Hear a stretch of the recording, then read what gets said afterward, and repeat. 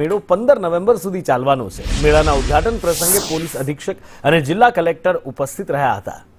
કાર્તિકી પૂર્ણિમાનો મેળો સોમનાથ બાયપાસ સમિત વિશાળ ગ્રાઉન્ડમાં યોજવામાં આવે છે। મેળામાં મનોરંજનના સાધનો, ખાણીપીણીના સ્ટોલ, બાળકો માટે રમકડા, અન્ય વેચાણ સ્ટોલ, ઇન્ડેક્સ સી વિભાગના હસ્તકલા અને ગૃહ ઉદ્યોગની ગેલેરી, જેલના કેદીઓના ભજીયાનો પણ સ્ટોલ છે અને સાથે જ આકર્ષક સેલ્ફી પોઈન્ટ છે। સાંસ્કૃતિક કાર્યક્રમો અહીંયા આકર્ષણ જમાવી રહ્યા છે। દર વર્ષે સોમનાથ મેળામાં રાજકોટ મધ્યસ્થ જેલના કેદીઓ ભજીયાનો સ્ટોલ લગાવે છે, જે એક આકર્ષણનું કેન્દ્ર રહેતો હોય છે। બીજી બાજુ આ વર્ષે મોટી રાઇડ્સને ટ્રસ્ટ દ્વારા છેલ્લી ઘડીએ અચાનક રદ કરી દેવામાં આવી છે અને મેળાનો આનંદ થોડો ફિક્કો પડ્યો હોય એવું સ્થાનિકોનું કહેવું છે। 1955 થી યોજાતો જગપ્રસિદ્ધ શ્રી સોમનાથ મહાદેવના સાનિધ્યમાં કાર્તિકી પૂનમનો મેળો જે યોજાય છે તેના આજે શુભારંભ કરેલ છે। તારીખ 11 થી પૂનમ સુધી એટલે કે 15 તારીખ સુધી આ મેળો ચાલશે।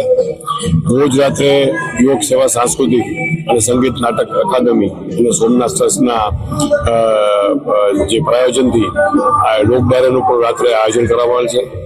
આ સાંસ્કૃતિક કાર્યક્રમમાં ખ્યાતનામ જે કલાકારો છે આપણા ગુજરાતના એ લોકો આવશે અને સ્ટેજ શોભાવશે।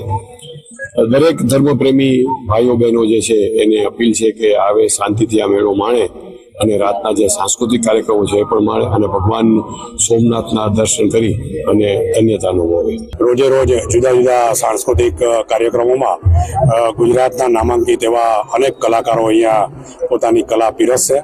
આ મેળામાં 200 થી વધારે જુદા જુદા ખાણીપીણી અને રમકડાના સ્ટોલ, બાળકો માટેની રાઇડ્સ, ખાસ કરીને જેનું આકર્ષણ છે એવા જેલના કેદીઓના ભજીયા જેવા અનેક આકર્ષણો આ મેળામાં છે।